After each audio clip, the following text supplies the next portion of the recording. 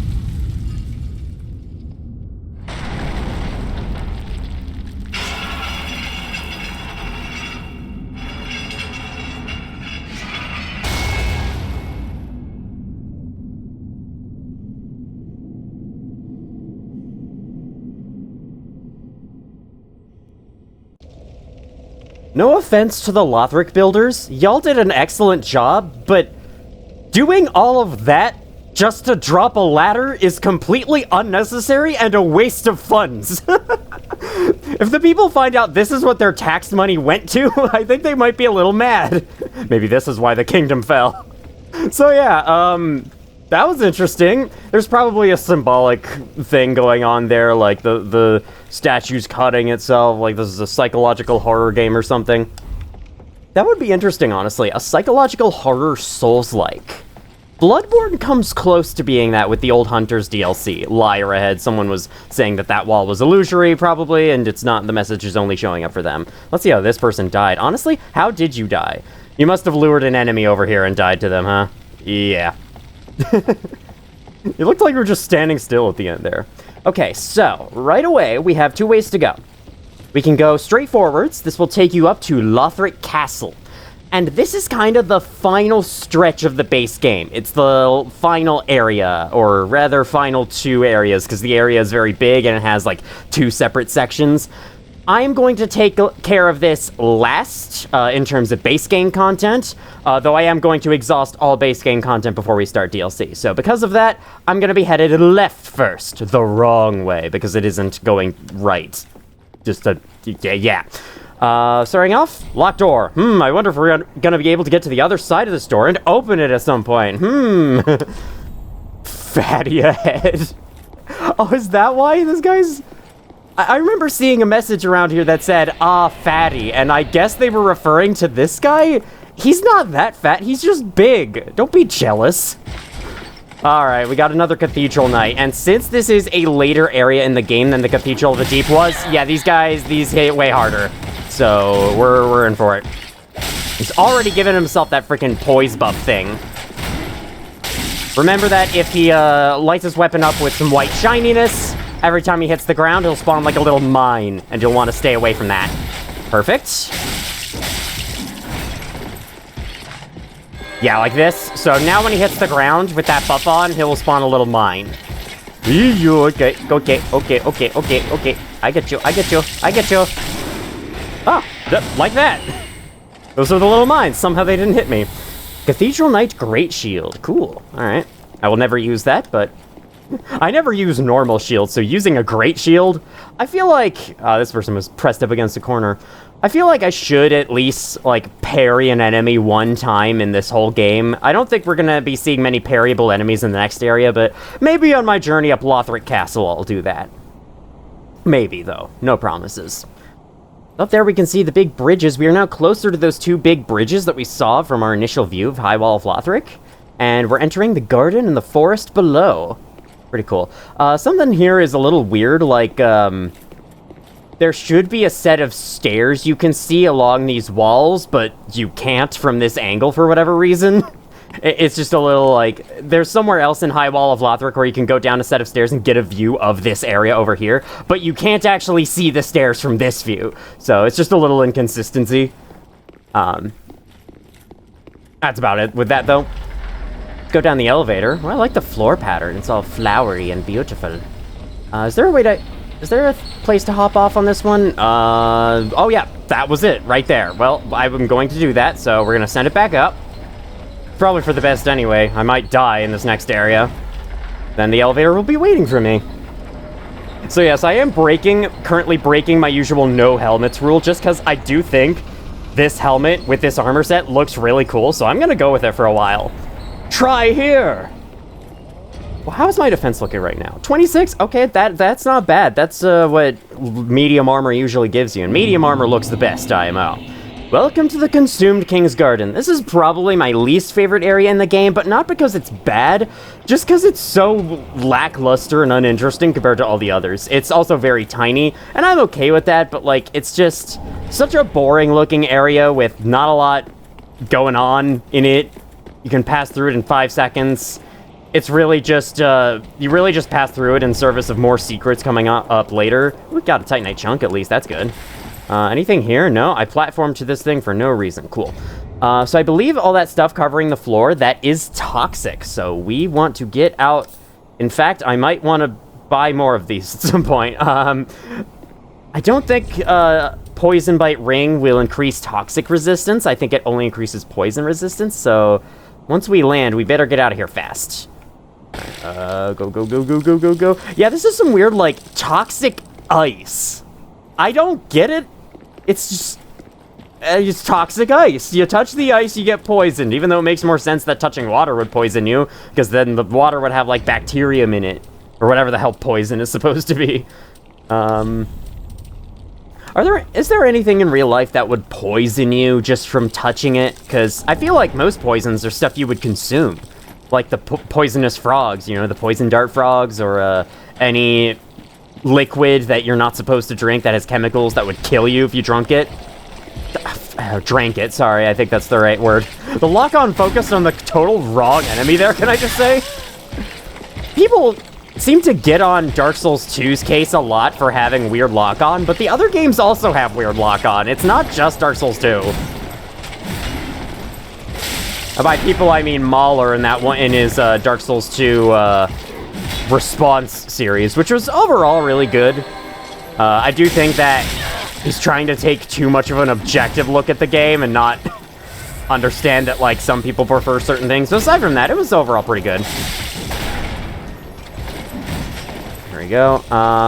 Okay. I was saying okay to reaffirm myself that Pus of Man enemy over there is not anywhere near. And yes, that is their name. seeing them for the first time in a while. These ones are already formed. They did not start in any other form first. Yeah, they're already out in this form, which makes them a lot harder because it means you can't just run up and hit them to prevent their transformation. Okay, so these guys are all weak to fire. How many fire bombs do I have? 6. Yeah, that's about right. Yeah, I don't really want to fight them without fire on my side, but unfortunately, I don't think I have pyromancies equipped. No, I do not. Really should have thought about that before I entered, but hey, I can at least just sneak around them, if nothing else. And it's hard for them to see you, which is kind of funny. Alright, I'm gonna get toxic here, but that's fine. Grab the shadow armor set, the claw weapon, and then we'll get the hell out of here. Right, it's here. There we go. Used my one blooming purple moss clump, so we better not, get toxic again. Seems like I'm not being invaded, yeah.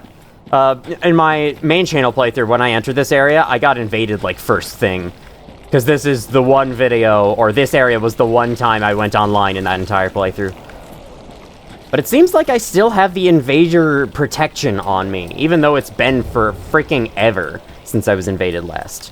Let me equip fire bombs and try using them on these guys. I could do black fire bombs, which scale nicely with strength for whatever reason. I guess because the stronger you are, the harder you throw. That makes sense. Alright. I do want to wait for one of these guys to get closer before I try killing any of them. I probably won't kill all of them. Okay, both of them getting closer at the same time. Not exactly my cup of tea. I'll let this guy see me. There we go, there we go. Okay, one of them sees me. I hope. You do, right? Nice, alright, alright. So then they get staggered like that, and then they open themselves up for a little while. Unfortunately, I went in to attack there at the tail end of his stun animation, so that wasn't that great. And unfortunately, they hit really freaking hard. Okay, I'm doing really good damage on the whole. It's just that I can't see what the hell they're doing when I'm up close. That's my one problem with fighting them. Oh, but I somehow dodged that. Okay. I won by doing absolutely nothing.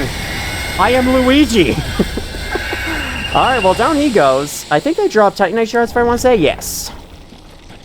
Do all of them drop Titanite shards? I wouldn't expect these things, of all things, to have Titanite shards. Or be made of Titanited, anyway. Yeah, so I guess I'll just do the same to you. Well, that's Estus. That's not a firebomb. That's a firebomb! Perfect! Okay, reactor quick. That should have hit me, but it didn't. Yeah, see, like, I don't know what the hell just hit me right there, because there's so much crap on the screen. These enemies are way over-designed, I think. There's too many limbs poking out. They're not terribly bad, though, at least. Large Titanite shard. Are you purple moss clumps by any chance? No, you're human pine resin. I don't want to rub humans on my weapons. Humans are disgusting. You know, those battles went so well, I think I might actually go and kill this last guy for fun. Okay, let's do it.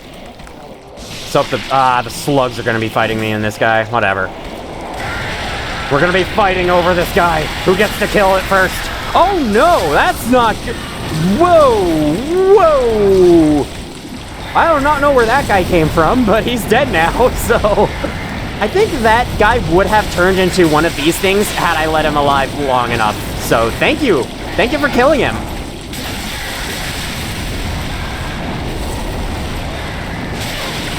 Oh god. My speech stat is very low today. You'll have to excuse me on that. I slept for a really long time, and I, like, just woke up 2 hours ago, so I'm still feeling a little tired. But hey, it's fine. I can still get through a video. Large Titanite shard and ember. And you know, I haven't recorded one of these in like a whole week now, so... I don't think it's been a whole week. It's just, it's been a long time, though. Like, I think I recorded the last one before my last live stream on my main channel, and I'm coming up on another live stream, so... Liar ahead. Yeah, no illusory walls around here. How sad. Ah, yes, we got the Sun Princess ring last time, so now I can see my health level at basically any time, if it isn't full, because the health bar is constantly updating to the effects of that ring, so it's constantly showing it to me on this HUD setting. And I like that, so I'm gonna keep it that way. Okay, got an elevator here. I'd like to go here first. This will open up a shortcut back to the beginning, I believe, and it'll also just give us new items, and I'd rather do that. Oh yeah, and it'll also open up another route we can take through the area. Obviously, because that's what opening a shortcut does.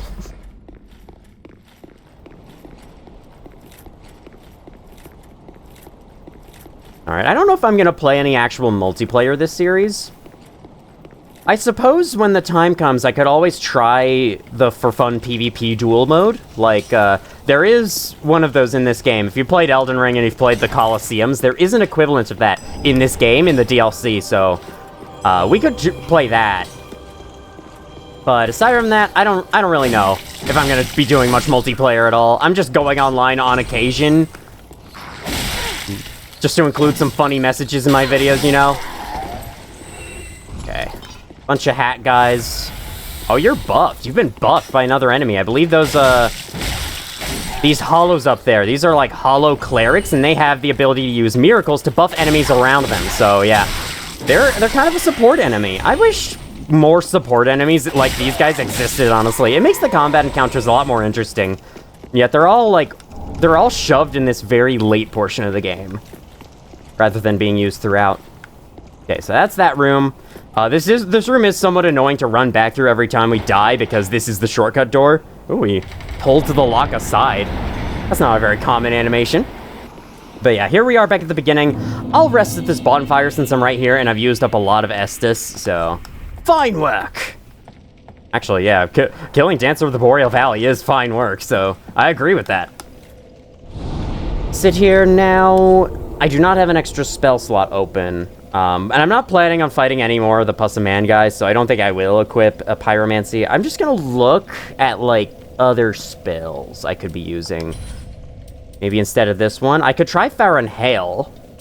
Homing Soul Mass, Crystal Hail, actually. That might be better. I don't know, would Farron Hail or Crystal Hail be better? I think I tried Crystal Hail and wasn't that impressed.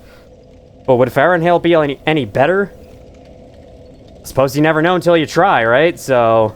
we'll do that. Might also want to change this out, since I don't think imbuing my weapon with magic is going to be very useful in the path ahead. Oh, at some point I gotta start, like, using this for fun. I gotta try to sneak through an area using this. Not this time, though. Iron Flesh. I'd have to equip a whole pyromancy thing for that. I don't feel like it. I don't know. Maybe if all else fails, Great Heavy Soul Arrow, sure. Hello, sir. Those phantoms that, like, show the details of other players around a bonfire always creep me out. For a second, I'm like, what? Wait, what? I thought this was single player. I thought I was alone in here. Makes it feel like an MMO in a weird way. Alright, you guys get stuffed. No. They can also heal themselves if you damage them. That's another ability of those clerics. Bye. Alright, I'll follow you. 365, that's how many days are in a year! I hit you 1 point of damage for every day of the year. Haha. It is 365, right? And it's 366 if it's a leap year.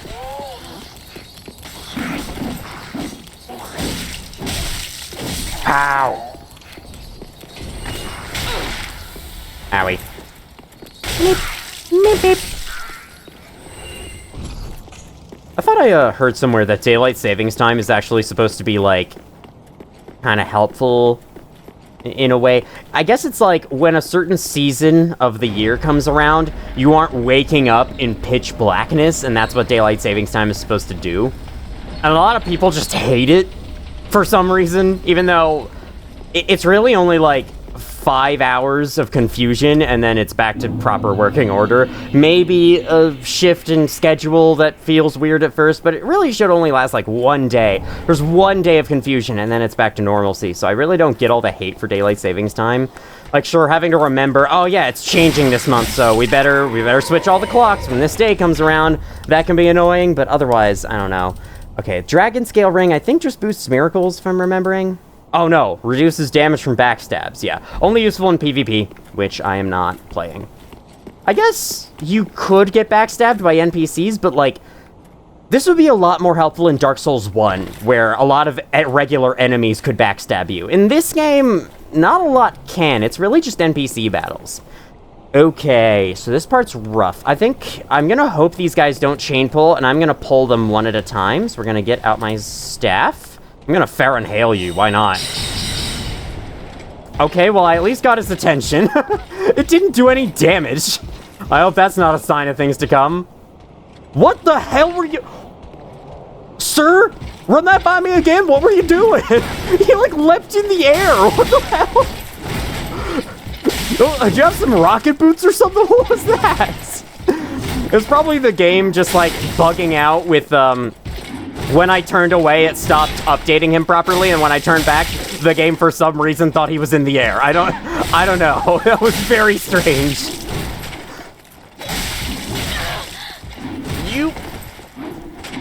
Nice. That's a last delayed hit, but fortunately, I'm feeling a lot more patient with that today, so you will not catch me with one of those. Large Titanite shard. All right.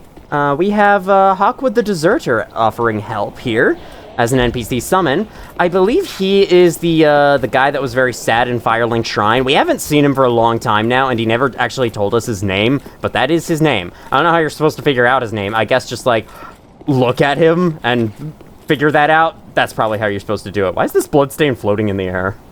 All right, we got one more of you guys, and I'm happy to take you out. Okay. I don't think that should have hit me, but, you know, fair enough. I did kind of...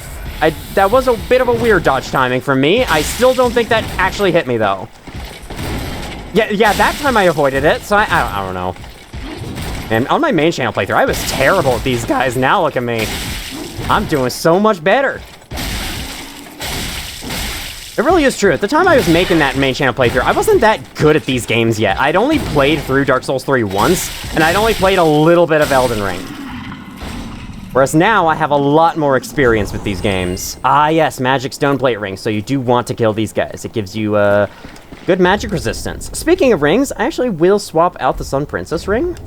Although, before I do, I'm gonna show a little trick. So, whenever you put on the Sun Princess ring, you immediately get a boost of 2 health, which means you can do this. You could probably, if you have like a macro system on your computer, you could probably set up a macro on your keyboard or your mouse or whatever you're using for this to spam the hell out of the equip button in order to heal as fast as possible. For me, doing it with my hands on a controller, it's not as easy to do, but you probably could get, you probably could set up a macro to do that and heal yourself really fast. Can I drop one of these? I can't drop them from this screen and I'm lazy, so I'm gonna put on Estus Ring, shorten spell casting time. Am I gonna be doing much spell casting? I guess I can leave that on in case I do decide. That said, I have a feeling this next boss is resistant to magic damage, so I don't know how much that'll help. Let's do boosts damage absorption when HP is full. I think that sounds like a good ring. You know, let's take this off. Let's put on... honestly, I don't know. I don't think this guy uses any elemental damage, from what I remember. So... You know what? This is the one time I'm gonna get use out of this ring. And it won't even be useful at all, but it's the one time I'm ever gonna remember to put it on. Let's give the wood grain ring some love.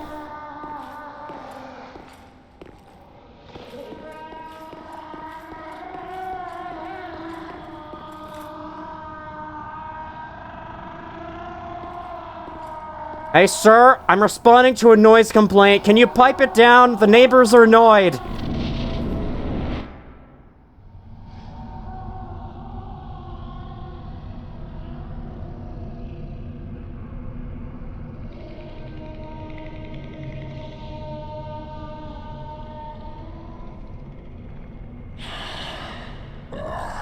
You ignorant slaves. Finally taken notice, have you? Of the power of my beloved Ocelot, child of dragons.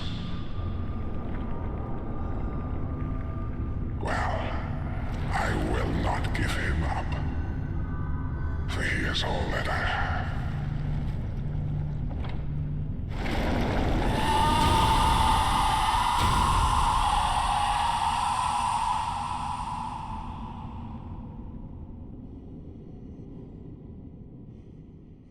The first boss that actually talks to you is Osiris the Consumed King, formerly the King of Lothric, I believe.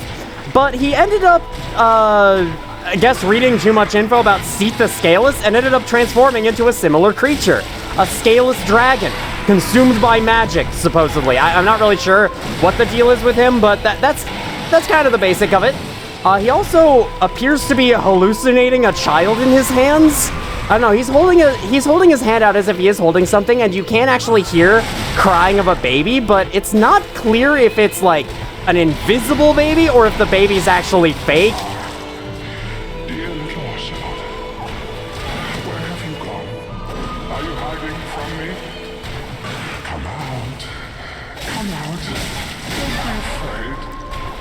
You were born a child of dragons. What could you possibly fear? Now, show yourself, Ocelot. My dear little Ocelot. I guess Ocelot has the ability to turn himself invisible. That's the explanation I'm going with anyway. Alright, okay, that is a magic attack, but I don't think he does that for the entire fight, so as long as I just stay out of it, it'll be fine. Okay, this guy's really hard to hit. Even though he's so big, his limbs are really skinny, and that makes it really hard to get hits on him. And this is one of my less favored boss fights in the base game. I don't like this fight terribly much, but, you know, I'll give it another chance. You never know. It might impress the second time around.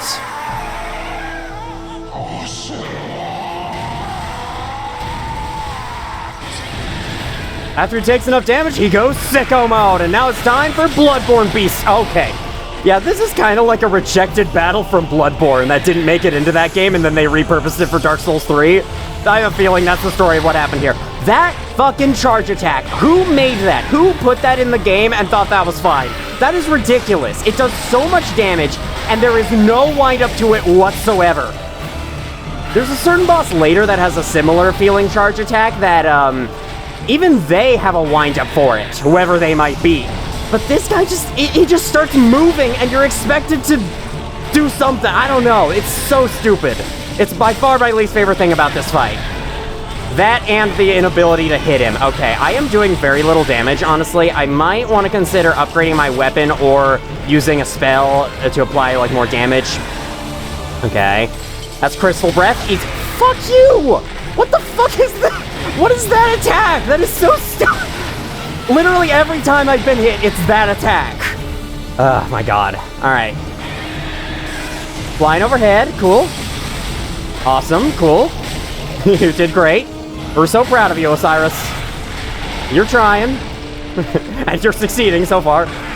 It's like every time he's facing you, you should just dodge on instinct just in case. I honestly wonder if his charge attack is bugged. Like, there is no way that's the intention. Because I'm upset they never fixed it, so I don't know. Did they nerf any of the bosses in this game post-launch? Because they did so with the bosses in Elden Ring and its DLC, but I don't know if they did it with Dark Souls 3 bosses. Whoa, excuse me. Okay. Nice, you're staggered. Whatever that means. Okay, well, this is going alright. Don't jinx it, don't jinx it, don't jinx it, don't jinx it. No, this is going terribly. No, this is awful. I hate this fight. The way it's going sucks. You know, it's not doing me good. What if I hit you with magic? Are you weak to magic? No, you're extremely resistant to magic, as I thought. Yeah, okay, what the hell was that attack? How do you say I avoid that one, game? Okay, come on, buddy. Come on, buddy. Come on, buddy. Come on, buddy. Come on, buddy. Come on, buddy. Come on, buddy. Come on, buddy. Ooh, thank you for not doing much damage to me. Okay, his baby is still alive. He did not crush and kill it in the phase transition, despite what it looked like.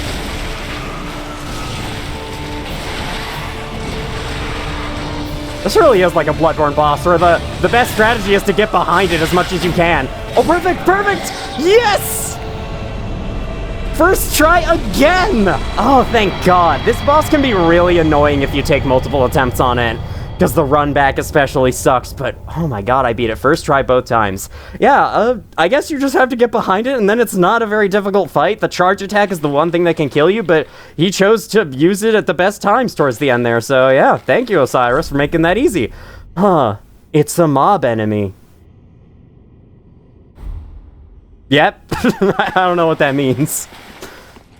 Alright, I will take this bonfire. And how many souls do I have? I have a lot of souls, so let's go level up before we continue here. There's a lot more to see here, and considering I'm only 32 minutes into this video, we will definitely be seeing a lot more here. I was, debating whether or not to do, like, 2 areas this video, and looking at how things are going, I think I will, because, yes, that was the entire Consumed King's Garden, so yeah, I think we should absolutely do a second area, and fortunately, there is a second area for us to do. Welcome home, Ashen. Speak thine heart's desire. Let's see. We are actually getting somewhat close to the end of this game. I think after this video, there should be, like, 3 more videos for the base game. DLC will happen afterwards, but yeah. Let's level dexterity. Oh yes, and 16 strength. That's what I need. I think all my status bars are fine right now, so I'm gonna go with intelligence, just in case. Oh man, we skipped over level 69. Farewell. Worthless. Okay, so we have the Soul of Osiris, the Consumed King. Osiris went mad trying to harness his royal blood for a greater purpose, leading him to the heretics of the Grand Archives, where he discovered the twisted worship of Seath the Pale Drake. So that's the story of how he turned into the dragon, basically. He discovered stuff about Seath the Pale Drake and wanted to be like him, and then he was. Cool. I sure have. Now, this Twisted Soul grants you 2 things. First of all, this. The Moonlight Greatsword, and I can use it! Haha! Legendary dragon weapon associated with Seath the Pale Drake. Charged strong attack to its limit to unleash Moonlight Wave. Osiris the Consumed King was infatuated with the search for Moonlight, but in the end, it never revealed himself to him. The Moonlight Greatsword is a From Software staple. It originated in one of their early games known as Kingsfield, and the first Souls-like game they made, Demon Souls, was supposed to be a spiritual successor to Kingsfield in a way. So they included the Moonlight Greatsword in that game, and then they have continued to include it in every single game following it, including Bloodborne and maybe Sekiro? I don't know about that. Anyway, yeah, I got a lot of fun use out of the equivalent Moonlight Greatsword weapon in Elden Ring, so I wanted to try the one in this game. Unfortunately, I'll need to use some soul items to buy it, but that'll be easy. And I'm interested in trying it in this game to see if it holds up just as well.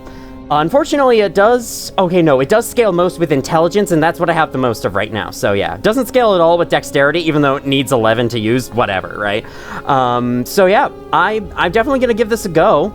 I have the minimum strength required to use it, so it probably won't be that great in physical damage, but it doesn't scale that well with strength anyway, and the reason you use this is for the high magic damage, I would assume, anyway. What's the other weapon he can give you? I think it's a spell... Ah, yes. White Dragon Breath. Amidst crystal breath of Seath the Scaleless, Seath's research seemed to strike a chord with old Big Hat, who in his mad, disrobed state made divine works such as this his own. Osiris was no doubt edified by this. I think that's what that word is. Them saying Big Hat in his mad, disrobed state, I remember laughing at that a lot in my main channel playthrough, but then I discovered that is literally what happens... what? I wasn't gonna treat the Firekeeper any differently. What made you think? What gave you that idea? Sorry for skipping over that dialogue, though. Anyway, I found out that in Dark Souls 1, that's literally what happens in Big Hat Logan's questline. Like, there's eventually a time when he's naked and he attacks you. Like, that's literally what happens in that game. So, that item description was a lot more accurate than I thought it was. Let's buy it. Okay, he's not gonna say whatever he said again. I don't know what gave you the idea I would treat the Firekeeper badly. Can I upgrade this? If I had to guess, the Moonlight Greatsword might take... King! the Moonlight Greatsword might take, Titanite Scales to level up. So let's see. I tried using these swords at one point, and I just thought they sucked because their damage is split 3 ways, and I hear that split damage weapons already do less than optimal damage. And so a weapon having damage split 3 ways probably sucks even more, and like, though I remember seeing a video saying like they're overrated, which implies people use them a lot, and I'm like, how? They're so weak. Anyway, Moonlight Greatsword, let's level that up. It is Titanite scales. I'm missing souls, because of course I am. God damn it, I have to use more.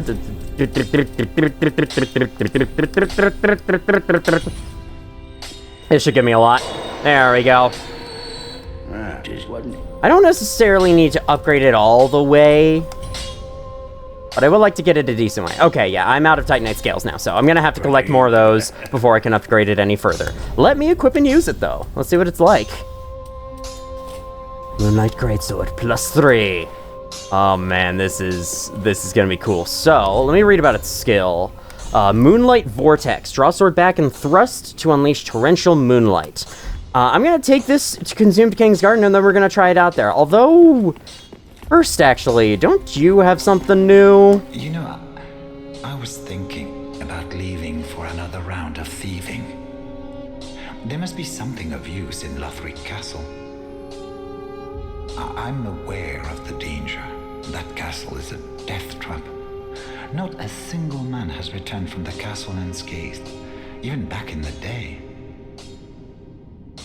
But I don't want to sit around and die a petty rat. And I consider myself your friend.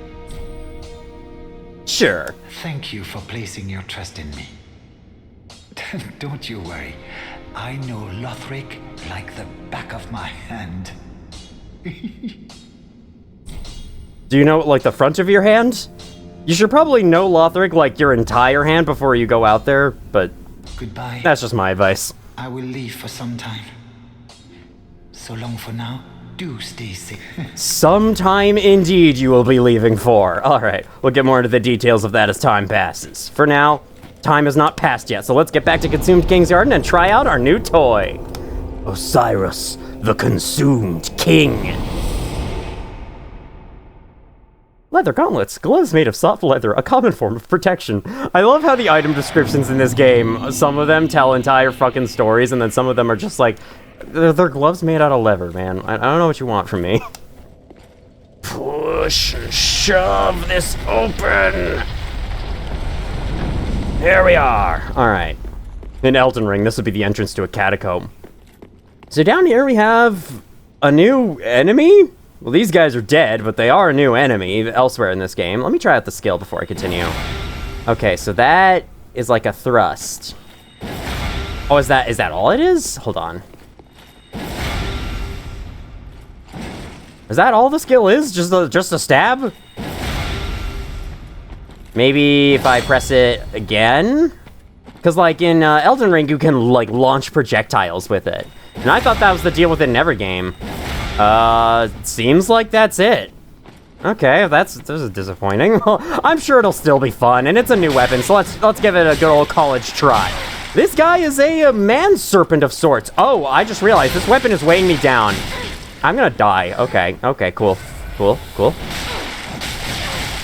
Buddy, I have a slow weapon. Could you be nice? Take off helmet. Nope, that's not enough. Fuck. I want to use this weapon on him, but I also want to be able to dodge. I guess this is as perfect of a time as any to change outfits. Let's see. Gotta put on something lighter when I have this. Honestly, Firekeeper set we haven't worn yet. Let's do that. Where's the... There we are. And then... Boom. Alright, now I should be able to... Yep. I can have both of these weapons in my hand at once, but yes, the Moonlight Greatsword, being a big weapon, is naturally very heavy. 10.5 weight, so I'm not sure I'm going to be able to have it and heavy armor equipped at the same time, unless I level the crap out of Vitality, which I'm not interested in doing, so... Oh yeah, let me change my rings back. Alright, wood grain ring, it's been fun, but don't come back. Ring of Favor, yeah, we could take this off for something like, skill FP consumption, since I think I'm going to be trying to skill out a lot.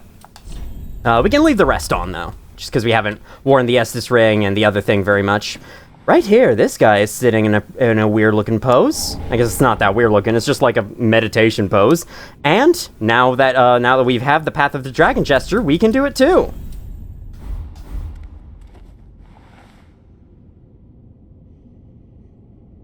Great conversation. Anyway, chest to the side. I don't think any of these are mimics. Kind of looks like one, but yeah, I think it's safe. It is. The chain is hidden underneath that friggin' tombstone, so you can't really see it curl back as easily. And so I remember thinking that it was a mimic in my main channel playthrough. Even going like, huh, you're not fooling me, and it actually did fool me. Ooh, 2 Titanate scales, alright. The more of those we get, the more we can upgrade this. Let me guess. Huh, it's a right. Okay. Rolling required ahead, but not here. Very useful, thanks. Hidden path ahead. Seems familiar ahead. Only try parrying. Sure. I'll get out a shield and I'll parry at this wall and see what happens. Here we go. Hiya! Hiya! Hiya! That's right. He's trying to confuse people. Parrying does not work on this. This is an illusory wall. Let's just attack it. By the way, very sorry, I forgot to edit in the Dark Souls 1 illusory walls and sounds in the last episode. Apologies for that. Let there be boulder. So yes, behind this secret wall is a whole new area, Untended Graves.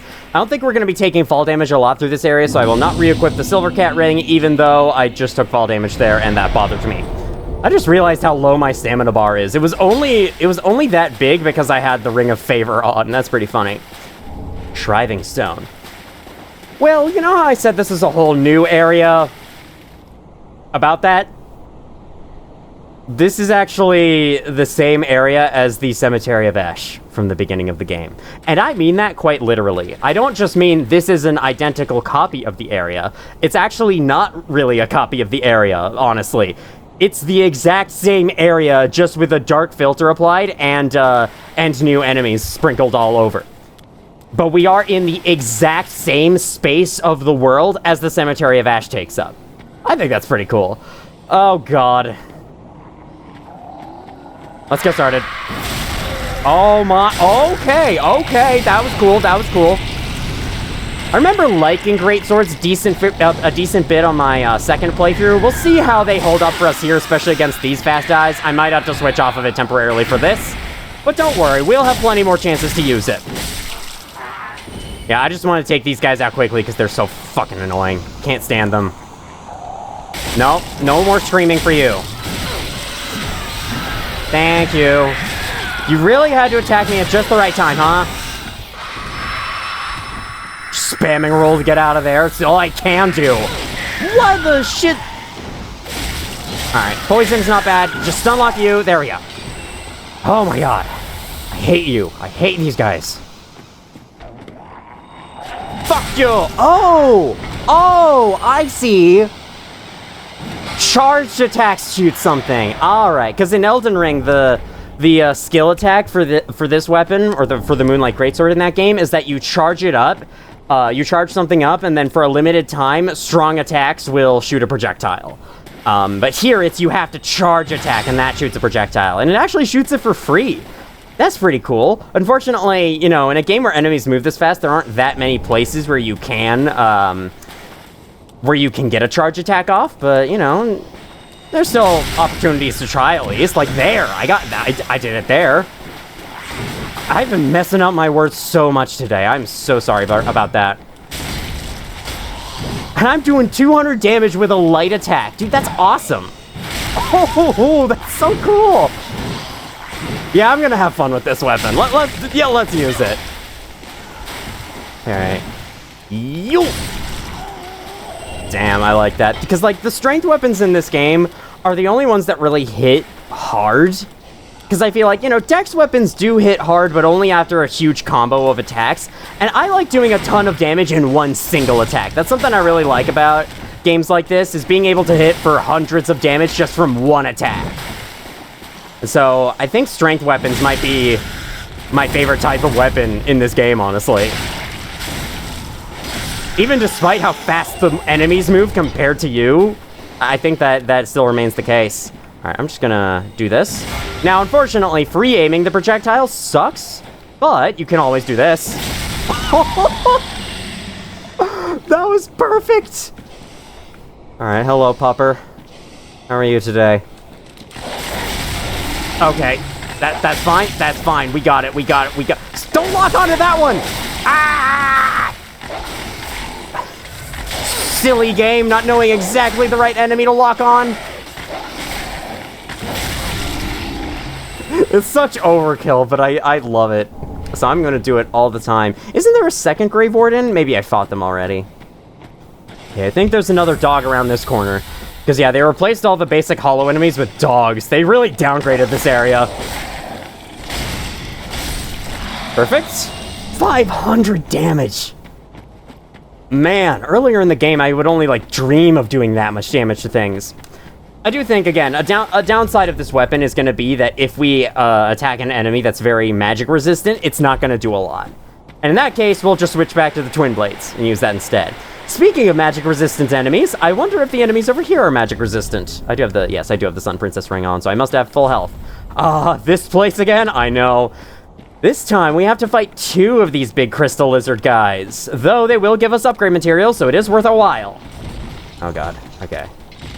Just gotta be careful.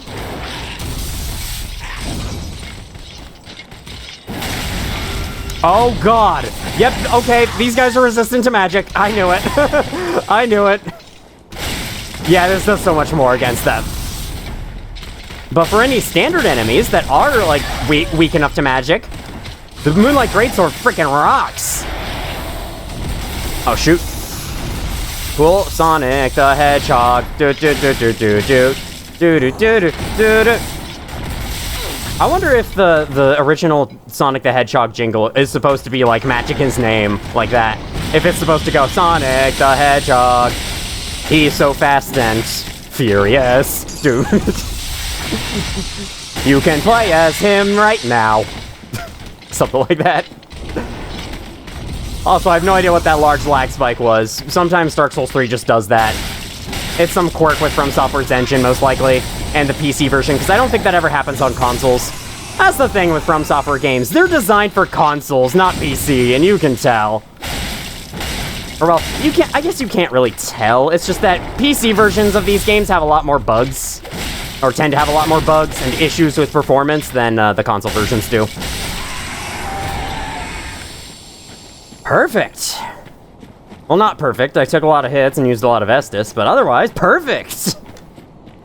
I have a drink here. There, I'll warn you about it ahead of time, so now it's no longer as weird whenever I go silent for a while. Wade through this water. Just, like, wade from... Is Markiplier, Bob, and Wade... like, the 3 of them together, do they still refer to themselves as 3 peens in a pod? Or is that old news now? Do they refer to themselves as the Distractable group now? Because I could understand that. My god. If any of you have not seen the story of Bob's Fridge on the Distractable podcast, even if you know Markiplier, whether or not you know Markiplier, go look that up. Go look up Distractable Bob's Fridge. It is incredible. It is incredibly funny. Alright, we have an NPC invader here, and I have not died this entire video so far, so we're fighting them. This is the daughter of Crystal Crymild. She's probably resistant to magic, if I had to guess. Awesome, thank you. I'm gonna charge attack you, because you're a Jenga. That really missed you. That honestly missed you. What? Stupid. Stupid. Okay, there goes you. I just want to see how well the Moonlight Greatsword does on you. You are an NPC, so you can probably stagger to it. Okay, that's not bad. I do think that NPC resistances are based on the armor they are wearing and not an innate stat like it is for regular enemies, so... And those robes probably protect against magic a lot, but probably not that much, so I think this should be good. Ah, damn, I didn't charge it up long enough. There we go. Doing it just in case it's Soul Spear. Okay. Got comboed there. First death of the video, though. That ain't bad. That freaking homing soul mass or whatever that is spell, I hate that shit. Does it release at the same time, or does it release after a random amount of time? Alright, I'm actually gonna Ember back up, just because I would like to fight her. I think she might drop something special.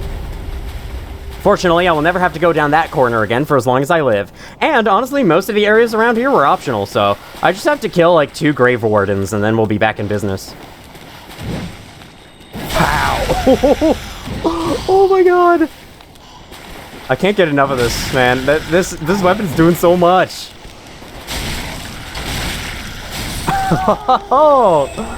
Again, it does have that weakness of, like, magic-resistant enemies will shrug it off, but still, it's still crazy good against enemies that aren't resistant. It's 301, and the news is next. Alright, there you go.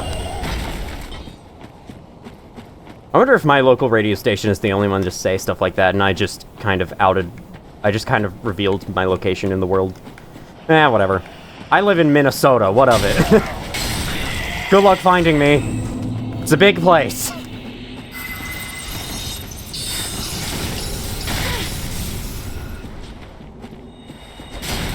Haha! Awesome, I can stagger you out of attacks. That's great, honestly. But you have the quick dagger for support. Okay, I'm out of stamina. Oh, I think I know why enemies are able to stop your heals, but you aren't really able to stop enemy heals. It's stamina. There's the crucial difference. Enemies don't have stamina, as far as I can tell. They just have, like, attacks. And honestly, I don't even know if NPCs have stamina. NPC enemies have stamina. Cool, okay. It's able to actually predict that. Can I just knock you off the edge? Oh, thank you. That was easy. Dark Spirit destroyed. I know that death technically wouldn't count if this were a Bingo Brawlers match, but I don't care. This ain't a Bingo Brawlers match. I will say, though, Bingo Brawlers, really fun to watch. I'm excited for the upcoming season of Elden Ring Bingo. For those who don't know what I'm talking about, it's basically like a competitive speedrun challenge, where people get a bingo board with a bunch of challenges, where each square is a challenge in a respective game, and in this case, the game I'm talking about is Elden Ring. So they're playing Elden Ring, and they have all these challenges that they have to complete, and they do it under lockout bingo rules, where like once one of sometimes 2 people, sometimes 2 teams of 2, once one of those 2 entities claims a challenge, completes a challenge, they claim the square and no one else can claim that square. So, then you can use strategy to, like, block out a bingo from being possible in this lane, or, like, go for this challenge, based on what you think the other person is doing. It's really interesting to watch. It's really cool, and I definitely recommend it. Go look up Bingo Brawlers. They've got a lot of, like, top-level Elden Ring players in there, like Little Aggie, Parkin Harbor, Star Zero Chris. If you know any of those names, then you probably already know what I'm talking about, and I don't need to explain this to you, but in case you don't, in case you've heard of those content creators but haven't heard of Bingo, I would strongly recommend looking that up. It's cool. I wonder if they do Bingo for Dark Souls 3. I doubt it, considering how linear this game is. I feel like Bingo, competitive Bingo, is better on more open-ended games because, like, you know, then the players can go out for a bunch of different challenges at once. Unlike Dark Souls 3, where you might get a bingo board where the players basically have to play through the first 2 areas the same way, and there's not much interesting happening the whole time. Oh god. So yeah, they probably wouldn't do one for Dark Souls 3. But still, it might be nice. You never know. There might be someone out there who does it. Okay, there you go. Who is you? Oh, you're the Sword Master. You're looking a little green. Are you sure you're okay? I won't summon you. I think you might be feeling a little sick. I'd say go get some rest. But yeah, I think his summon sign is only here if you've killed him in Firelink Shrine. If you haven't killed him by now, I'd be surprised. If only I had a friend. If you haven't killed him and you're in this area of the game, you can absolutely take him, so go do it. Since this is Cemetery of Ash, we are indeed fighting the very same boss again. Except it's not quite the same boss. It's Champion Gundyr. Quite a few differences between this one and Udex Gundyr. For one, his phase 2 is completely different, but we're not there yet, so we'll wait a second. For another, his attacks are, I think, a lot faster, and of course, he hits harder and has more health, because, you know, what a surprise. That's how everything works in this game. Oh my god, that did a lot of damage to him, but that also did a lot of damage to me, so fair. He's got quite a long run back, but fortunately, it's not that bad. You might get dinged by an arrow or two, but as long as you know where the pits are, it's not a very bad run back. Because, yeah, they removed the bonfire in between the start of the area and the end of the area. I wasn't running because the hand that I pressed the B button with was being used to take a drink. Okay. We're gonna save some stamina. There we go. This guy will chase you a decent way into this next area, but just stay ahead of him. You should be fine. Then... oh, I guess here's where a Silvercat Ring might be useful. Oh, never mind. I didn't take damage. Alright, it's fine. Got an enemy here. Just going right past. Yep, okay. Dodge that. Okay, yep. Just get inside. Let's go. And roll away, and we're fine. Wow, my health bar is way lower than it usually is. Maybe I want the Ring of Favor back on. You know, the Ring of Favor is just overall really good. Why would I not wear it all the time? I have 4 ring slots. It's not like I only have 2 like the original.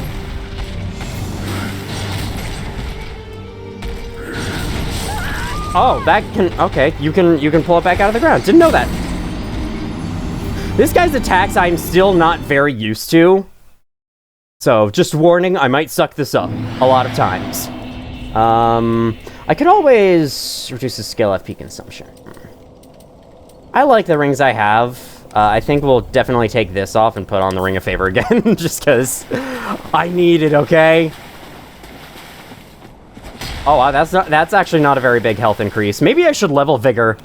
That's what I was thinking. I should go in, grab my souls, Homeward Bone back to the shrine, and level up Vigor. Because this guy hits hard, and I might need it. But, you know, theoretically, as long as I do good, I shouldn't need health, according to many people. Many people who don't have anything better to do with their life than to fucking memorize every little bit of an animation of a Souls game boss.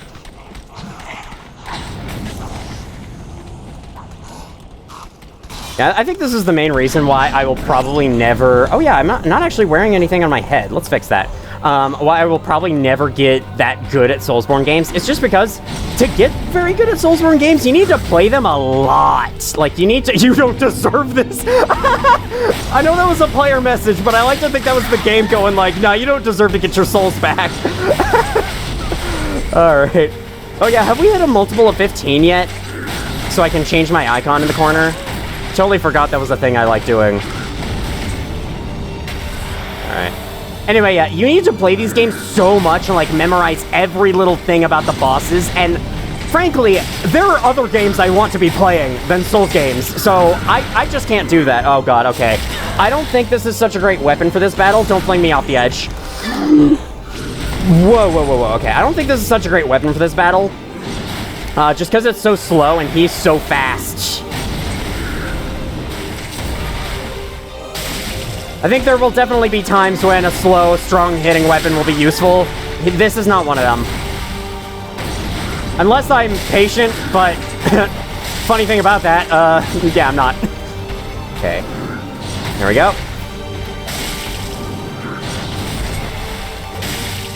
Yeah, this is doing well enough, and it's super fast, so we'll just go with this.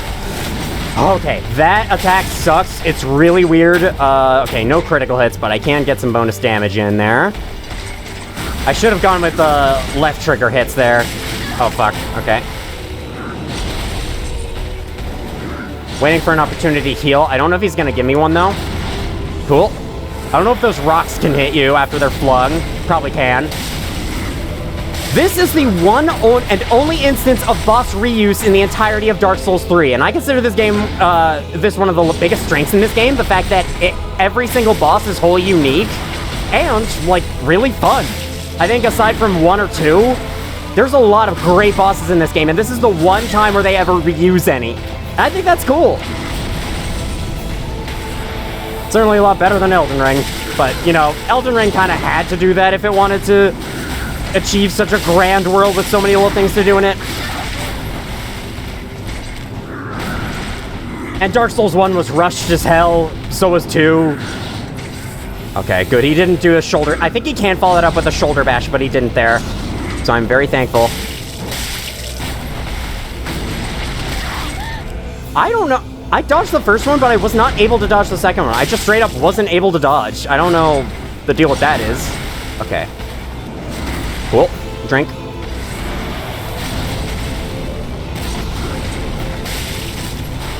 What was that? What did you just do? You were just running, like...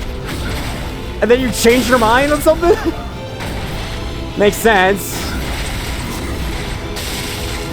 Bam! Third try.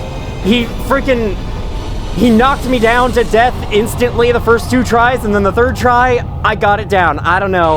I think he definitely could have been a lot worse with his attacks than he was.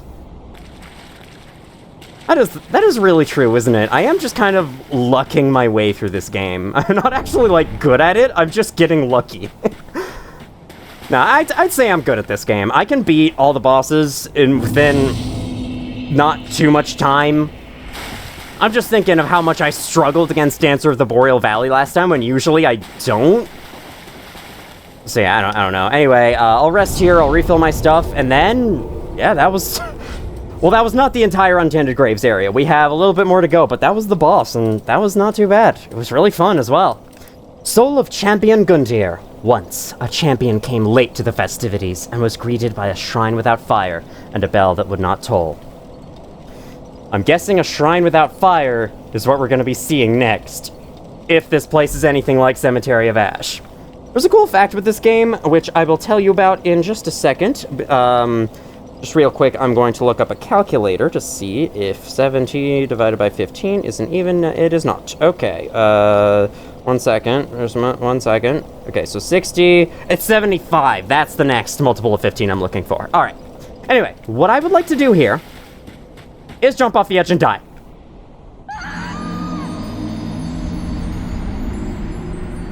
I know, that was a waste of an ember, but trust me, it's cool. This is a cool fact. A cool fact you might already know about. Alright, so you see that bloodstain there? It's right next to the bonfire in what was once Udex Gundyr's arena. Well, why don't we head back to Udex Gundyr's arena?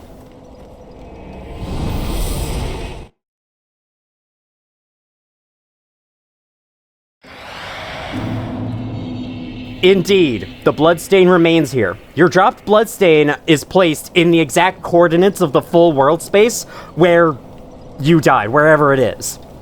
And so this means that the game space that contains the Cemetery of Ash and the game space that contains Untended Graves are one and the same. All the game is doing is putting a layer of black fog over the skybox and changing the lighting and changing the placement of enemies and scaling them up and changing, like, the area scaling, etc., etc. It's just like changing the area to become like that.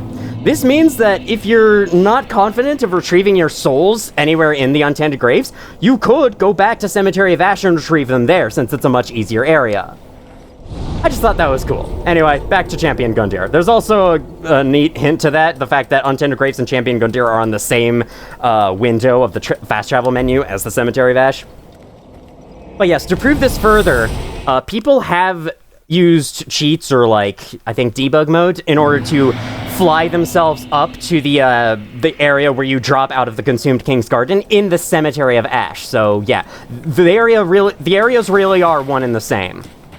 Hello, giant coffin. What the hell is that giant coffin supposed to contain? Probably a giant. Praise the parrying! I did it!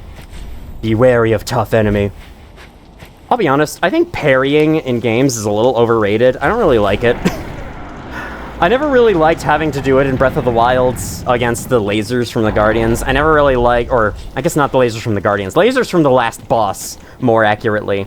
I never really liked doing it in this game, just because the timing is so freaking weird, and it is becoming, like, such a big thing. I mean, stuff like Cuphead's parry, I'm fine with, but that's because Cuphead's parry isn't really like a standard parry. It's like a Geometry Dash jump orb, where you just click as you hit this little thing in the sky, and then you jump again. You bounce off of it. I like stuff like that.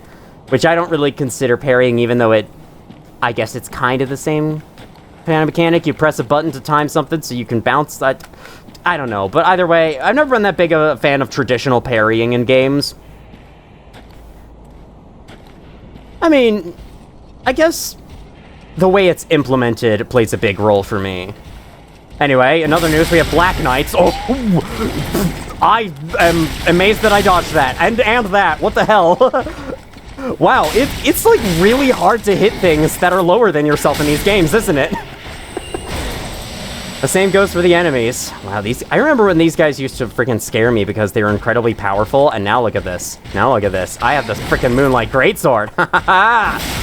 Okay, they still kind of scare me though because I don't stagger them at all with it. But, whatever, it's cool. I'm still doing a lot of damage. Oh man, that's so fun. I'm gonna love this thing. I don't know if I'm ever going to be able to use this effectively on a boss, just because the bosses move so fast, but against regular enemies, it's going to be real fun. I feel like people always, like, ignore regular enemies whenever they talk about the combat in these games. They always ignore the regular enemies. They only ever talk about bosses. Even though regular enemies are the majority of the game. It's just the bosses have become so popular over time that, like, they're kind of the focus that everyone talks about all the time. And I guess it makes sense, since bosses are the one required combat in these games, because you never have to fight any of the regular enemies. You only ever have to fight bosses. You can run past all the regular enemies that you want. Oh god. Woo, close, okay. I should really be using the charge attack against them. Oh, there's keys in the ground now. Hornet Ring! Shaw! Adinos! Hey, golly! Boosts critical attacks. Alright. So these rings that are styled in this way, that have the, this little icon and have the same outer ring, these are rings all based on the 4 Knights of Gwyn, the First Lord. In fact, I actually think we can get one of these rings in the Giant's Tower now. The masked, Ciaran was the only woman to serve in Gwyn's 4 Knights, and her curved sword granted a swift death to any and all enemies of the throne. You could encounter all of Gwyn's 4 Knights in Dark Souls 1, but unfortunately, none of them are encountered here. They're all dead, long past. One of Gwyn's 4 Knights is the famous Artorias of the Abyss. I saw his fight in that game, and I'll be honest, that fight looks miserable. Like, people say, oh my god, it's so awesome, but I don't know. I mean, I just have a hate boner against Dark Souls 1. What of it? So maybe that's where a lot of my skepticism is coming from, but I don't know. That fight didn't look very fun to me. Drink. 62. 265. 492. Same damage being inflicted on me, basically. Basically, all it's 400 damage inflicted on me. Ooh, Black Knight Greatsword. That's kind of a rare drop. It is around the Greatswords, right? Good, okay. The weapons menu is vaguely sorted by weapon types. Ultra Greatsword wielded by Black Knights who wander the lands designed to face Chaos Demons. The Black Knights constantly face foes larger than themselves, and this sword's unique attack greatly reduces enemy poise. Skill is Stomp. Crushing Strong Attack. Cool. We already have, I think we do.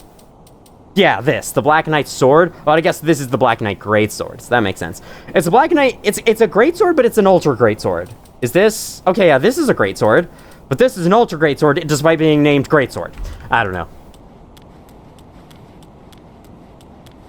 This looks like a big important item. Let's pick it up.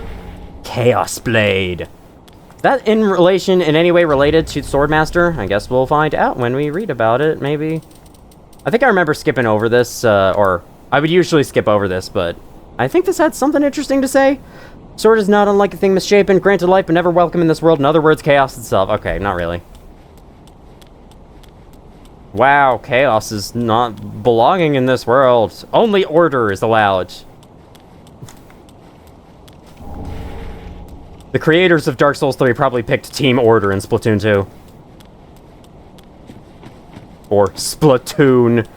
God, the developers missed out on such a great opportunity by not calling that game Splatoon. Like, are you kidding me? You went with Splatoon 2. I mean, like, there's no way to say Splatoon 3. There's no way to fit the number 3 in there. But still, like, you didn't go with the obvious choice, Splatoon. Ridiculous. Anyway, welcome to one of my favorite little areas in the game. The Untended Shrine is what I like to call it. I love this area and how it is basically your home that you know really well, but completely empty, devoid of any light, or life, for that matter. And you just kind of walk around, hear the low rumblings from the walls, and hear your footsteps echoing as the only source of noise in this entire room. And then the ambience is somewhat diminished by the game freezing for no reason. Thank you, Dark Souls 3. That was necessary. Why is this spot brighter? Why is this... I don't know.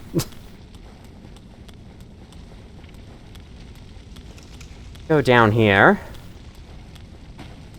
There's an item at the center. No bonfire. No coiled sword here.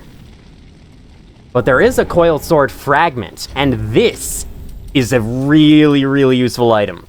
Where is it? I was pressing down and it didn't scroll down.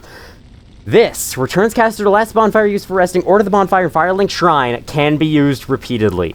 So it is an unlimited use version of a homeward bone. There is no reason to use a homeward bone anymore. Let's unequip that. I guess I'll put on regular moss clumps, regular purple moss clumps now. Oh yeah! While I'm reminded of it, I'm online. Let's use this item and see what this does. Acquiring rosters of knights information made in China with 7777 contribution rate. I get, what does contribution rate mean? I guess the number of times that you invaded something. I very much doubt you got 9,900 or 99,999. I think that's cheated, personally. This feels more accurate to me, and so does this. The PDA from Subnautica. John. I love all these names, man. Just John in the middle of all this. John with exactly 3,000 points. And there's me at the bottom with nothing because I have not done anything for the Covenant whatsoever. I can show self. Yeah, I'm not even on the list. I'm not on the list at all. Top rank, yeah, okay. I can view player info. Let's view info about John. Blade of the... It's a weird typo in the menu. Whenever you have Blade of the Dark Moon equipped, it doesn't show the full name. I don't get it. So right now, okay, John's cheating. John... I feel like they must be anyway. And maybe not. Maybe they actually did grind themselves up to get 99 in every stat, but, like, there are ways to make yourself 99 in every stat very easily, so I don't think that's...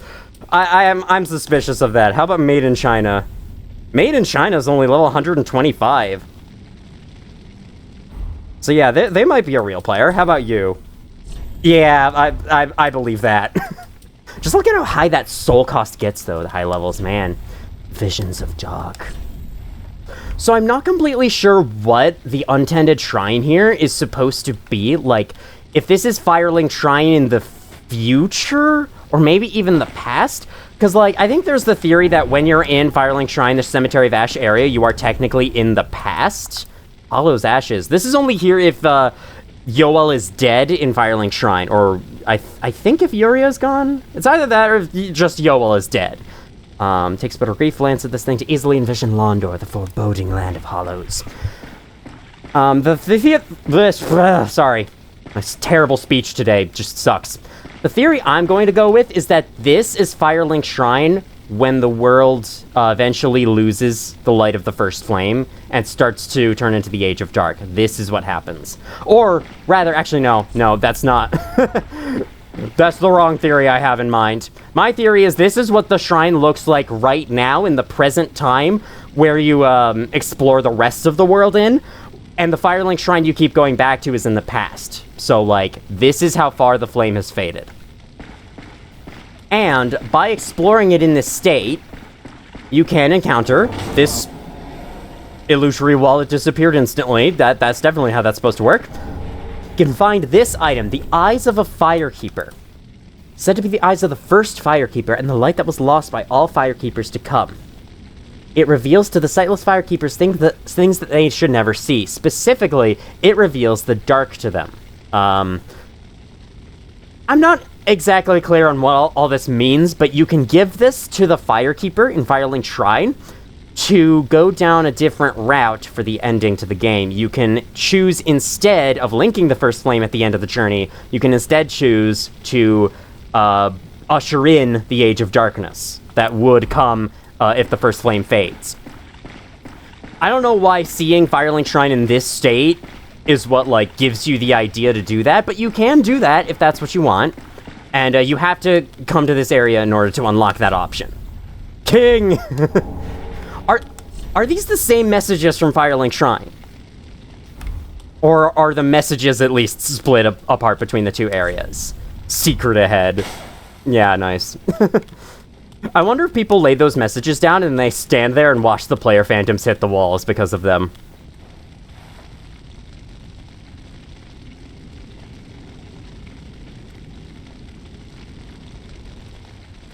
Well, fancy that.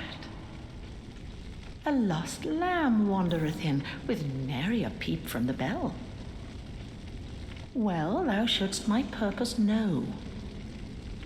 What can this old handmaid provide thee? The fact the shrine handmaid is still here makes this area that much more unnerving. Her inventory is a lot more limited compared to the one in the shrine we know. She is selling Artorias' armor set, which I don't think would look great on my character, in all honesty. I'll buy this ring first and foremost. This increases faith by 5 points, I want to say. In Lothric, the High Priestess has long been considered one of the 3 pillars of the king's rule. The High Priestess also served as the prince's wet nurse. Alright, I'll take that. Sorry about that cough. For some reason, my throat's filled with drink shit, and that's what happened. Okay, I want to buy the 2 pieces of the set that matter the most. There we go. We'll go with that. Matter the most to me. Guess we'll talk. To skirt the curse's grasp, tarry not for long. 'Tis dark for now, and not a soul stirs. But remember, fires are known to fade in quiet. Or perhaps thou'rt captive already, like the poor girl. The poor girl? Is that talking about the firekeeper? She's captive? Well, she's not here, so maybe the dark took her in? Maybe the dark killed her off in this area? Not really sure. To skirt, or like I would like to know. Not tarry long. I would like to be able to provide an explanation, but unfortunately, From Software is too uninterested in their own stories to actually tell you anything. Okay. I don't want to be, like, mean like that, but that's just how I view these stories, honestly. I find them so unengaging because they're so vague. All these thrones are the same. There's nothing different about any of them. Holy King Lothric, last hope of his line. But yeah, the fact that the Shrine Handmaid is here when no one else is, that makes this area even more unsettling than it would have been otherwise. I really like that. I like that she's the only one here. Well, this was cool. I think there's only one more area to look at past this point, and it's over here. You are not able to fully climb up the tower, but you can at least go out here. See this locked door? Yeah, you can't interact with this door at all. And that ladder, there's imprints of it, but it doesn't exist, so no ways to get up there. You can still get a seed of a giant tree from this thing all the same, and I have apparently succeeded the chance of getting one since I've been invaded by NPCs a few times. Anything over here? Nope, that appears to be it. Well, this has been a journey. Why don't we bring our findings back to Firelink Shrine?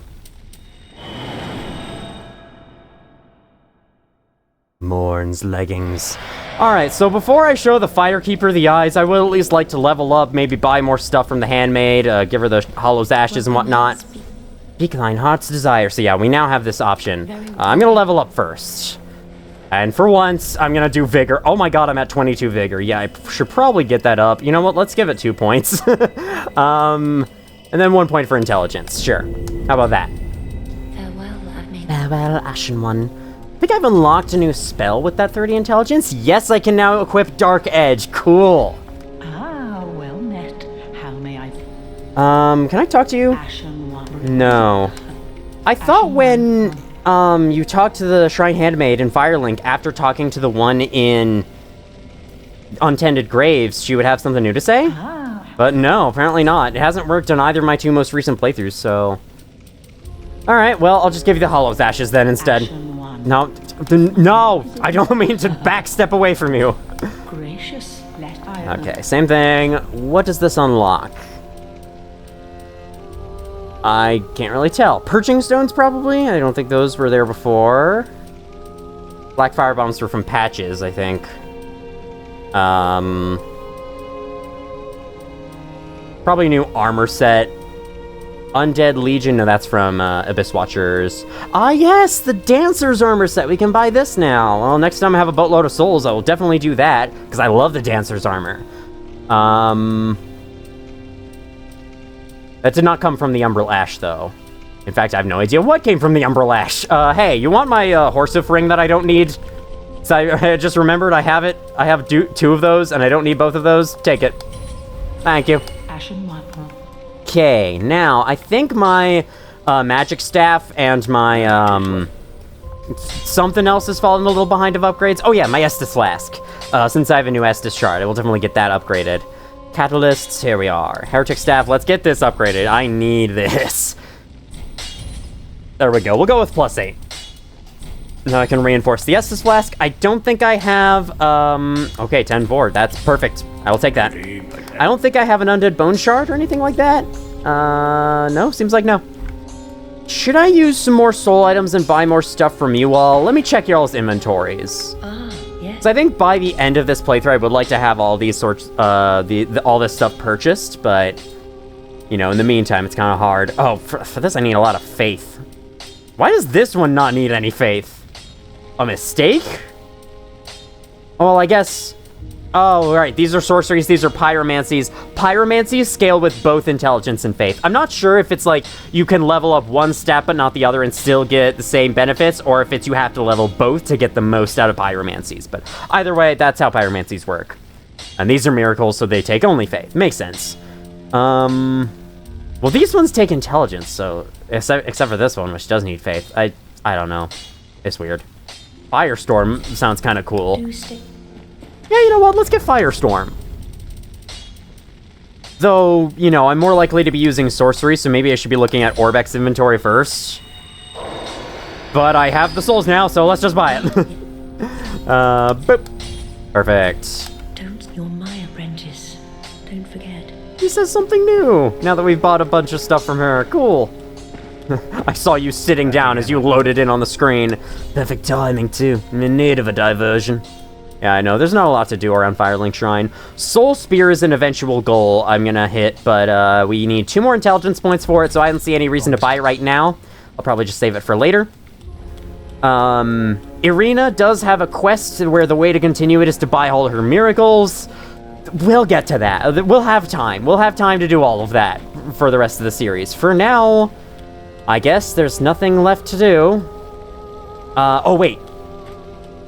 Before I give the Eyes of the Firekeeper, I think Ludleth comments on them. So let's talk to him first. Ah, found her, did we? And the black eyes that shimmer within, I see. 'Tis as if it were but yesterday. We did all we could to spare her from them. Much has happened since. Mayhap I should apprise thee of what the thin light of these eyes might reveal to the eyeless firekeeper. Scenes of betrayal, things never intended for her ken, visions of this age's end. Oh my god. An explanation! Holy fuck! And of course you have to think to come talk to him first before doing the obvious choice in order to get it, because that's From Software. But yeah, he actually does explain that these eyes will show the Age of Fire's end to the Firekeeper, and it's through that you can unlock the choice to have the Firekeeper help you usher in the Age of Darkness at the end of the journey, instead of the usual way. I just noticed the texture on that dirt is stretched. Oh, Dark Souls 3, you are such a beautiful mess. The eyes show a world destitute of fire, a barren plain of endless darkness, a place born of betrayal. So I willed myself, Lord, to link the fire, to paint a new vision. What is thine intent? Well, Ludleth, I shall explain to both you and the audience. So, the deal with Dark Souls 3's story is that this world has been going on this endless cycle of the first flame fading away, the undead curse starting up, and someone having to go link the fire to set the age going all over again. Then it just dies off again, the undead curse starts up again, and like this has been happening over and over and over again for the past millennia or however much time has passed since Dark Souls 1's opening plot. And the idea of Dark Souls 3 is that you now are given the opportunity to break the cycle, to move on. Because the effects of this endless cycle have shown themselves in how the land is squishing itself together and, like, fucking up. Lothric Castle's now on this huge rock for some reason. Anor Londo is now in the middle of a cold city for some reason. And it's just showing the effects, the negative effects of the cycle of the Age of Fire being prolonged this long on the world. It is for this reason that I think the canonical ending, a little bit, is that you do indeed break the cycle by ushering in the Age of Darkness. Now, there are theories against that. There are theories that, like, even if you do take that road, someone else comes along, defeats you in your lordship power state, and then links the fire again and starts it up again, but I do personally think that ushering in the Age of Darkness is my favorite ending in this game, and it's the way I would rather go, so I'm gonna talk to you. Welcome home, and show you something. Ashen One, are these eyes? How gracious of thee, Ashen One. The very things we Firekeepers have been missing. When you give them to her, the music changes. The ending is officially available now, and while it's available, the music in Firelink Shrine is different. I'll let you listen to it later, but for now, she has more to say. Ashen One, my thanks for the eyes thou'st given. But Firekeepers are not meant to have eyes. It is forbidden. These will reveal through a sliver of light frightful images of betrayal. A world without fire. Ashen One, is this truly thy wish? Of course. I serve thee, and will do as thou bidst. This will be our private affair. No one else may know of this. Stay thy path. Find lords to link the fire, and I will blindly tend to the flame until the day of thy grand betrayal. Oh my gosh, she's so sad about it. She doesn't want to help you do this, but her purpose is to help you with whatever you want, so it's like you're forcing her to go along with it. It's such a shame. I wish we didn't, like, have to have her help. We could just do it on our own. She will still level up for you all the same. She will still heal Dark Sigil all the same. Ashen One, mayst thou thy peace discover. She now has a new ending dialogue there. And the journey will continue all the same. Beyond this point, you do have to find all the Lords of Cinder and take them out. But at the very end, we will be doing the opposite of what the world wants us to. So, that's the big difference.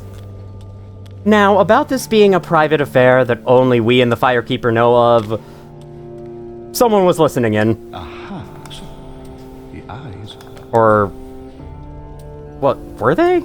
Maybe it's his ending dialogue. I took the Yes. mantle of Lord of Cinder of mine own volition. I speak these words pride. Choose thy fate alone. Seize it with thine own hands. All the more should thy fate entail such foul betrayal. You guys seem surprisingly okay with me doing this. I feel like making this choice should get you on, like, the hit list of people. Maybe it should prevent you from using certain people's services, like, if anyone hears about it. That would be so cool, and a good RPG would have done that, but unfortunately, we're not playing a good RPG, we're playing Dark Souls 3. Okay, that's very mean, but, like... If these games want to be kind of CRPG-ish, or have that coded in their DNA, I feel like they could have gotten a lot further with it than they did. That's all I'll say. Anything I need you for? I think I was mainly thinking of one last thing. Actually, before that, Firekeeper does have more dialogue that I only remembered just now. Ashen One, forgive me if this soundeth strange. The eyes show a world without fire, but 'tis different to what is seen when stripped of vision. In the far distance, I sense the presence of tiny flames, like precious embers, left to us by past lords, linkers of the fire. Could this be what draws me to this strangely enticing darkness? Well, that's a mean trick. They're like, hey, there might be fire out here in the middle of the darkness. Why don't you come take a look? And then the darkness traps you, and then you're dead. Farewell, Mace. I don't know what kind of relation the darkness in the Age of Dark has with the Abyss, but I think the two are connected in a way. The Abyss which is the thing the Abyss Watchers were trying to fight off, and that's why they were killing each other down in their boss room. Where do I want to go next? Oh, yes, I would like to Catacombs of Cothis and go here, because now that enough time has passed, I wonder if Henri's questline has ended itself properly now. So I'm gonna go take a look at this, and whether or not they're actually there, we're gonna end the video afterwards. Because, yeah, an hour and 30 minutes, that's a decent length.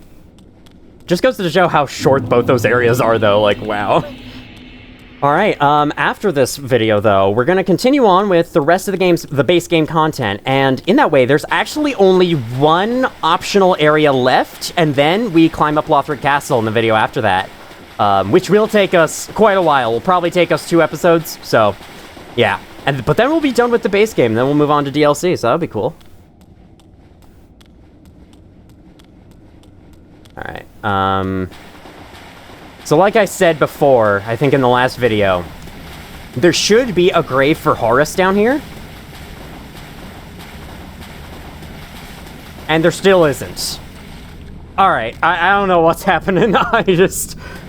Hold on, let me check one more thing. Maybe there's something in Anor Londo I have to do? Like maybe Henri is somewhere in there and I have to talk to them there? Because, like, I never told them about where Horus is. Okay, there's this. I swear to God, if I go back down to that stupid long hallway and I see that Henri is dead at the end of that room again for no reason, I'm gonna fucking lose it. This place takes a while to load, but I suppose that makes sense. I mean, look at this place. Ooh, let me try using Darkmoon Greatsword on these guys. This is gonna be so much fun. Let's go. Stabby! And stabby! Ooh. Oh, that's half their health! Oh my god! Yeah, you guys ain't anything like the Black Knights outside Untended Shrine. I say that, but then that's not right. Nope, that's not what I meant. Estus. There we go.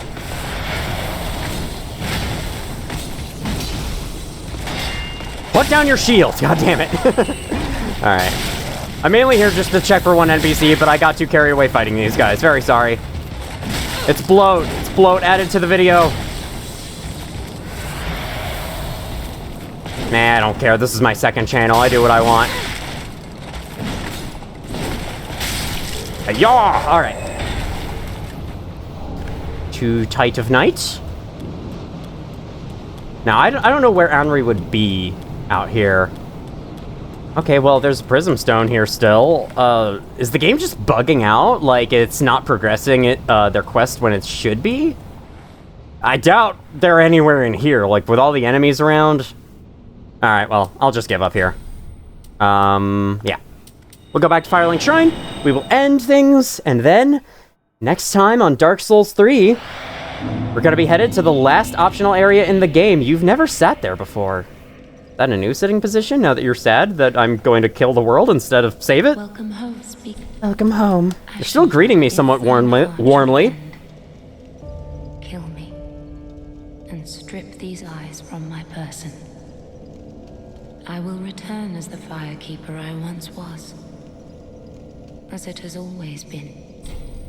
You got those words backwards a little bit there, so that's a little thing. If you do decide to kill the Firekeeper for some fucking reason, you monster, she does respawn. And I think so do most of the other people in Firelink Shrine, actually. Lilith maybe not, but Andre does. I think the Handmaid does.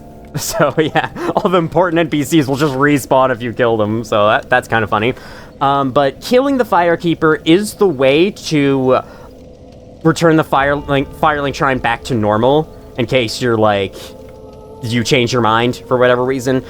Once you do get to the very end of the game, you can always choose to link the fire anyway, even if you have this ending unlocked. It's just that if you want to return the atmosphere of Firelink Shrine back to normal. Now, I suppose, I will leave you with this music, and once again, next time on Dark Souls 3, we're going to be playing through the last optional area of the base game. And so, I thank you all for watching if you did, and as always, I will see you all in the future.